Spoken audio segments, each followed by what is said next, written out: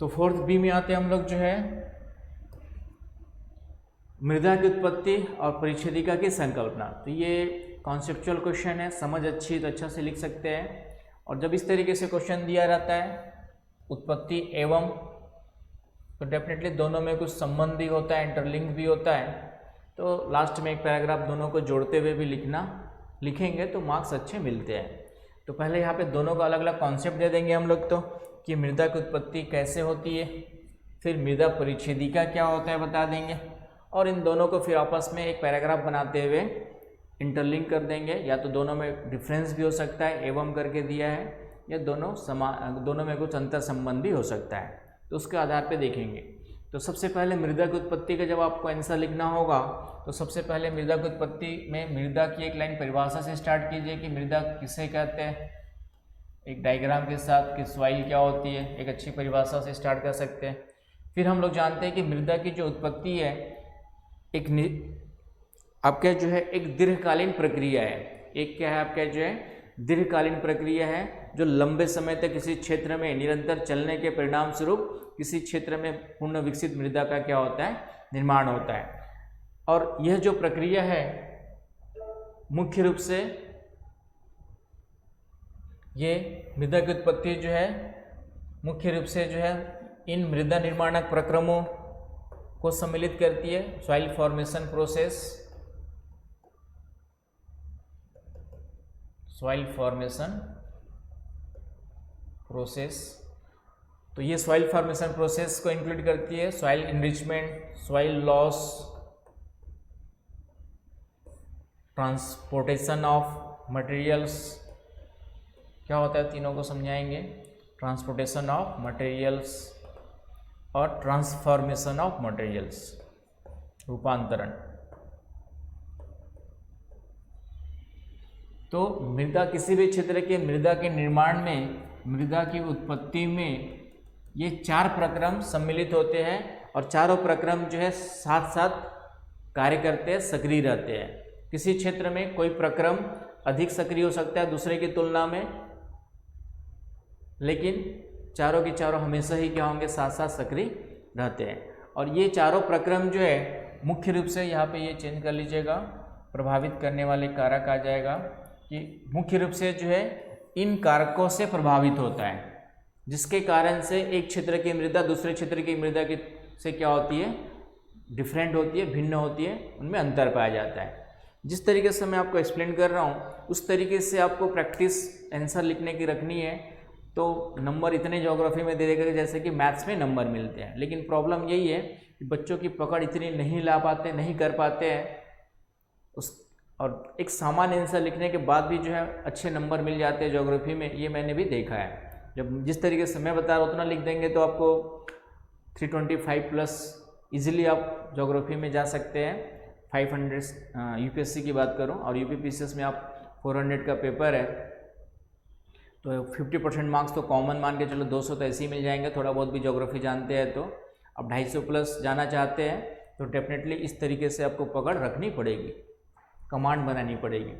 तो 4 soil formation process हो गए, और ये सभी कारक क्या करते हैं, तो ये फ्लो चार्ट आपको बना करके दे देना है। आपको क्या करना है, ये फ्लो चार्ट्स बना के देना है और फिर इनको एक्सप्लेन कर देना है। तो मृदा समृद्धि का मतलब क्या होता है, मृदा समृद्धि का मतलब ये होता है कि जब मृदा का निर्माण प्रारंभ होता है, सबसे पहले किसी क्षेत्र में चट्टानें टूट फूट करके सैलचूर्ण जमा होना स्टार्ट होता है, फिर समय के साथ उसमें नमी, जल का प्रवेश होगा, वायु का प्रवेश रहेगा, कुछ जीव जंतु वनस्पतियों का प्रवेश होगा, अपघटन होगा, ह्यूमस का निर्माण होगा, फिर से नए तत्व ला करके उसमें डिपॉजिट किए जाएंगे। तो इस तरीके से क्या होता है, समय के साथ मृदा के गुण में वृद्धि होती रहती है। उसको हम लोग क्या कहते हैं, मृदा में पोषक तत्वों का प्रवेश होते रहते हैं, उसको हम लोग, जिससे मृदा की गुणवत्ता में क्या होती है, वृद्धि होती है, जिसे हम लोग क्या कहते हैं, मृदा समृद्धि कहते हैं। आई बात समझ में कि मृदा का उत्पत्ति या निर्माण कैसे प्रारंभ होता है। सबसे पहले चट्टानें, कहीं पर की चट्टानें जो है टूटना फूटना स्टार्ट हो गई, इसका अपक्षय अपर्दन प्रारंभ हुआ, अपक्षय अपर्दन स्टार्ट हुआ, सैलचूर्ण प्राप्त हो गए। अब ये सैलचूर्ण जो है प्रारंभ में तो सिर्फ सैलचूर्ण होते, पत्थर के टुकड़े हो गए। अब इसमें समय के साथ अन्य खनिज पोषक तत्व मिलेंगे, जल का अंदर प्रवेश होगा, एयर प्रवेश करेगी, पेड़ पौधों का विकास होगा, तो जीव जंतु वनस्पति सड़ गल करके यहाँ पे ह्यूमस का निर्माण होगा, और इस तरीके से मृदा समय के साथ क्या होती है, विकसित होती है, जिसे हम लोग क्या कहेंगे, आपका मृदा समृद्धि कहते हैं। देन आफ्टर सिर्फ यहाँ पे कुछ मृदा की समृद्धि नहीं होगी, कुछ तत्व यहाँ से नदी, हवा आदि के द्वारा बाहर की ओर विस्थापित भी होंगे, नीचे भी जाएंगे, वाष्पीकरण भी होगा, तो जल की कमी भी होगी। अब डिपेंड करेगा कि वहाँ पे वाष्पीकरण ज़्यादा हो रहा है या वर्षा अधिक हो रही है, इसलिए यहाँ पे फैक्टर प्रभावित करने वाले कारक हमने जलवायु को लिया हुआ है। तो इसके कारण से मृदा की गुणवत्ता में क्या होती है, आपकी जो है कमी भी होती रहती है, मृदा के कुछ तत्वों का वहाँ से निष्कासन भी होते रहता है, जिसके कारण से मृदा क्षति भी साथ साथ चलती रहती है। अब डिपेंड करेगा कि मृदा समृद्धि ज़्यादा हो रही है तो वहाँ की सॉइल फर्टाइल होगी, और मृदा क्षति है तो सॉइल क्या होगी, वहाँ पे इनफर्टाइल या कम फर्टाइल होगी। है राइट। उसके बाद पदार्थों का स्थानांतरण भी होता है, इस सॉइल में कुछ पदार्थ ऊपर आएंगे केशिका क्रिया के द्वारा। केशिका क्रिया कहाँ पर होती है, अर्धशुष्क क्षेत्रों में होगी केशिका क्रिया, कैपिलरी एक्शन। कुछ पदार्थ नीचे लीचिंग के द्वारा, लीचिंग ईमान के चरणों आप लोग को पता होगा ये सब प्रोसेस, लीचिंग, निच्छालन, एनसीईआरटी में करवा रहा हूँ। तो इस तरीके से पदार्थों का ऊपर नीचे, नीचे ऊपर क्या होते रहता है, सॉइल में ट्रांसपोर्टेशन भी होते रहता है, जिसके कारण से भी मृदा के विकास और उसकी प्रकृति में परिवर्तन आता है। आई बात समझ में। तो ये पॉइंट इसके अंतर्गत आएगा। और रूपांतरण का मतलब है कि जो मृदा के तत्व है वो समय के साथ परिवर्तित भी होते रहते हैं, एक रूप से दूसरे रूप में उसका परिवर्तन भी होते रहता है। क्यों? क्योंकि यहाँ पे जो खनिज तत्व मान लें लोहा है, अब लोहा जब जल से क्रिया करेगा तो वह लोहे के ऑक्साइड बन जाएंगे, कैल्शियम कार्बोनेट बनेंगे, अन्य तत्वों के बीच रासायनिक क्रिया होती है, रासायनिक यौगिकों का निर्माण होता है, और इस तरीके से वहाँ पे जो है पदार्थों का रूपांतरण भी साथ साथ चलते रहता है। आई बात समझ में। तो ये 4 प्रक्रम जो है जिसको हम लोग मृदा निर्माणक प्रक्रम, ये शॉर्ट नोट्स दे सकता है, ये मृदा निर्माणक प्रक्रम कहलाते हैं, और ये साथ साथ सक्रिय होते हैं किसी भी क्षेत्र में। और ये सक्रिय कारक जो है इन फैक्टर्स पे डिपेंड करता है कि वहाँ की जलवायु कैसी, वहाँ जैविक तत्व कितने मौजूद है, जैविक मतलब जीव जंतु वनस्पतियों, जिसके आधार पर ह्यूमस का निर्माण संभव होगा, तापमान अधिक है कम है, इन सब फैक्टर्स से प्रभावित होते हैं। और इस तरीके से जो है वहाँ की चट्टानें, जैसे हम लोग जानते हैं कि बेसाल्ट है तो वहाँ से काली मिट्टी का निर्माण होगा, धरातली कारक का प्रभाव पड़ता है, उच्चावच, ढाल आदि का प्रभाव पड़ता है, और लास्ट में जो है समय का प्रभाव पड़ता है। इस तरीके से सॉइल हमेशा जो है इन 5 फैक्टर्स का क्या होती है, क्लाइमेट, आपका जो है ऑर्गेनिक मैटर्स, पेरेंटल रॉक्स, उच्चावच relief and time. Soil is the function of climate, organism, parental rocks, reliefs and time। तो ये आपका देखा जाता है। तो ये मृदा की उत्पत्ति के बारे में इस तरीके से आपको, चूँकि 15 मार्क्स का क्वेश्चन है तो इतना आपको कम से कम यहाँ पे हैंडल करना है। उसके बाद मृदा परिच्छेदिका का कॉन्सेप्ट दे देंगे। ये हमने इस तरीके से डायग्राम बना देना है, सॉइल यहाँ बीच में सॉइल लिख देंगे हम लोग। मैंने कहा कुछ क्रिएटिविटी करना जरूरी है तभी नंबर आएंगे। सॉइल लिख दीजिए बीच में, और सॉइल जो है इस तरीके से सभी फैक्टर्स से प्रभावित हो गया, हमें बताया ना, ऑर्गेनिज्म, जैविक पदार्थ हो गया, टोपोग्राफी उच्चावच हो गया, क्लाइमेट जलवायु हो गया, टाइम बताया मैंने अभी, और ये पेरेंटल रॉक्स, पेरेंटल मटेरियल, तो जिस चट्टान से उस मृदा का निर्माण हुआ है उसको हम लोग पेरेंटल रॉक करते हैं। तो ये हो गया, ये मैंने कुछ लिखने की कोशिश की, जो मैंने अभी आप लोगों को भाषण दिया है तो उसके कुछ वर्ड्स है, तो इसको भी आप अपने शब्दों में देख सकते हैं। एक निश्चित अवधि तक इन प्रक्रियाओं के संयुक्त रूप से क्रियाशील होने से इन मिट्टियों का निर्माण होता है। उत्पत्ति विकास की प्रक्रिया जो अत्यंत मंद गति से कार्य करती है, अत्यंत मंद गति से कार्य करती है। मृदा समृद्धि में क्या बताया जो मैंने वो आ जाएगा, राइट। तो सभी चीज़ें जो मैंने आपको बताया वो इसमें आपकी लिखी हुई है, तो इसको वीडियो पॉज करके आप लिखना चाहे तो लिख भी सकते हैं। तो ये हो गया आपका मृदा समृद्धि।